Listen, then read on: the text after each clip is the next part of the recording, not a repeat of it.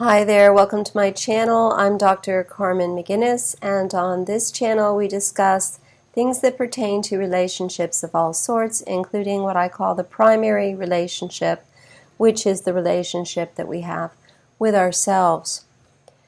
So last Wednesday, when I did my midweek sneak peek, I said that this Sunday's topic would be 3 argument boo-boos, 3 things that we do when we're arguing with someone that are ineffective.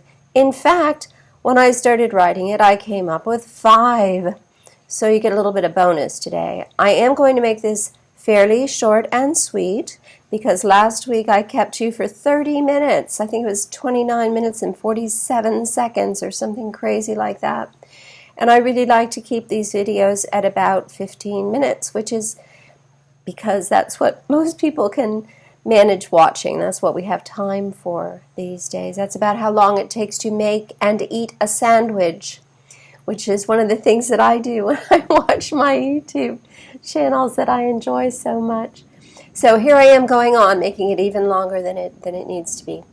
So 5 things that we do when we argue that can really make the situation go from bad to worse. Now, clearly, we all disagree from time to time. That's part of life, no matter what your relationship, whether it's a spouse, a romantic partner that you're not married to, a family member of some other sort, an employer, or a coworker. We're going to disagree from time to time, friends even. So it's important not to go beyond the point of no return with a few mistakes, and I'm going to go through those right now. So the first is confirmation bias. So what we mean by confirmation bias is it's our way, it's the human brain's way of organizing our reality, of making sense of what's happening around us. The sorts of things that happen when we're engaging in confirmation bias, which is most of the time, certainly anything that we feel strongly about, is we tend to notice the things that confirm our theory about what's going on, and we tend to overlook the things that might disconfirm and might actually provide us with another theory as to what's going on. So an example of this would be, let's just say that you're having an argument with your coworker, because your coworker is saying that that you don't get as much work done as he or she does. And while you're discussing this, let's say it's on a civil note for a while, while you're discussing this, your coworker is listening to what you say, everything that you say that might confirm his or her theory that you don't get as much work done as he or she does. So if you point out all the things that you did, say last month, all your projects and everything, and then in there somewhere you say something along the lines of, and then I went to my cousin's wedding in Boston for 2 days, and that's why I got all the work done ahead of time. What he or she is going to hear is, and then I went to my cousin's wedding in Boston. And they may have already known this, but this is just fuel to their little fire, and it confirms their theory that you don't get as much work done as they do. So that's just one example for that one. I'll try to offer one example for each of these, 1 or 2. So the next one is the leap to the superlative. So the superlative is the most extreme word for something. You know, it's whatever it is. You're horrible rather than sometimes you get on my nerves, that sort of thing. So, and that was an example for you right there. I have personally worked with someone who does this, and I find it so annoying. I work with children with disabilities, and in the past I worked with someone who would say things about a child's behavior that were the absolute most extreme. And as a board-certified behavior analyst and psychologist, I want to be very precise about children's behavior. So telling me that somebody always does X, Y, or Z. Most things don't always happen. It's not usually how things are going to go. I want to know more what the ratio to trials is, or what the percentage of time that that person might select that behavior over another behavior.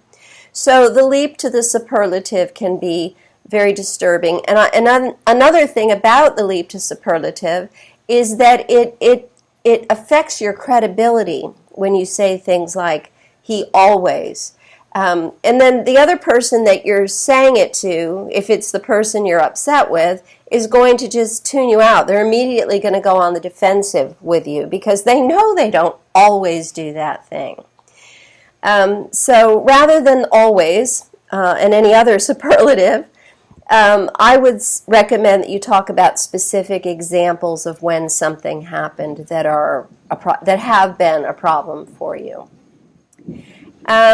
So the third one is trying to convince the other person not to be mad. Let's say that you're engaging in a disagreement with someone and they're quite upset and they're getting more and more upset as the conversation goes, and you're feeling uncomfortable with this, and you may even want to help them feel more comfortable. So you start saying things not like, you're not really mad, you're just a little upset right now, I'm sure we can work through this. In reality, what that ends up doing is it disregards that person's reality. And it serves to keep the argument alive as well. Getting back to children, I hear parents say these kinds of things to their kids all the time. Child might say something like, I'm mad at Billy, I hate Billy. And the parent says something like, oh, you don't hate Billy. Now, their reality has been completely disregarded. Right now, their reality is hate Billy. So, boy, the names I use to exemplify children they totally date me, don't they? Are there any Billies around anymore? Brandon, Brock, somebody like that, some other B name. So try not to do that, because when you do that, it just tells them that you're not paying attention. I said I hate him, and I mean I hate him. And from there you can sort of talk the conversation backwards, but just completely disregarding it, thinking that you're going to reset the stage, wipe the slate clean, and start over. It's almost, for me, in my mind, when it happens to me, it almost feels like gaslighting.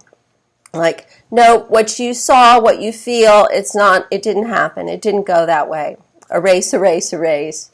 When in reality, that is how I'm feeling. So don't ever try to convince somebody they're not mad, or they're not heartbroken, or they're not whatever. So number 4, assuming that there's a winner when you're having an argument. Assuming that there's a winner keeps the argument alive. Very often there's a truth between, or what a friend recently, I love this term, a very good friend of mine recently used the term the third way. She's a friend and a mentor. And I really like the idea of the third way. So assuming that there's a winner in an argument is like saying we're going to stay here and battle it out until one of us wins. And of course, both of you want it to be you. So trying to resolve a problem is more the approach to take, and keeping a mind open to the third way.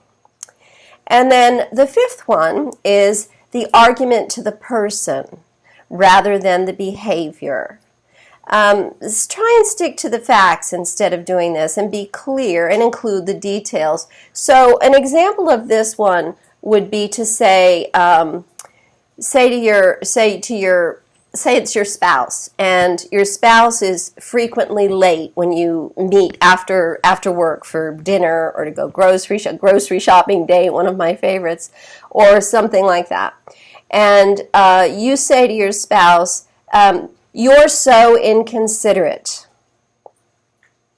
Well, that really kind of puts the whole thing on them. It doesn't take into account that maybe there was traffic, maybe he or she got caught up at work late because they were in fact being considerate to someone else, or you don't care about my feelings, that sort of thing. It totally takes the argument and puts it on a very personal level rather than dealing with the actual facts of what the problem is. I'm sitting here late, or I'm sitting here waiting while you're running late. Can we come up with a plan to work this out? Like maybe you could text me when you're leaving the office or something like that, rather than me getting here 20 minutes, 30 minutes, 40 minutes before you. Does it sound like I've been through this before? Yeah, I have. Okay, so there are your 5 most common that I could think of argument mistakes. I hope this has been helpful and keeps you happy all week, not arguing with anyone, or at least arguing productively. So until Wednesday, when I'll have my midweek sneak peek as to next week's topic, I hope you have a wonderful and blessed week. May you be safe and happy. Hey there, before you sign off, I just want to make you aware that all of the chapters have been uploaded now to my website. The chapters for Raising Your Inner Child, the new book that I'm working on, that I have been working on. It's now done and it's in the editor's hands. Yay! So all of the workbook type pages where you read the content about whatever the title of that chapter is, and then you do activities to help you raise your own inner child in regard to that topic. All of those have been uploaded. There are 14 of them. Chapter 1 is the chapter about how I discovered my own inner child, my own personal history that led to that. It's a very personal chapter, and it will not be uploaded until my editor has gone through it and made sure that everything is good, until it's been edited.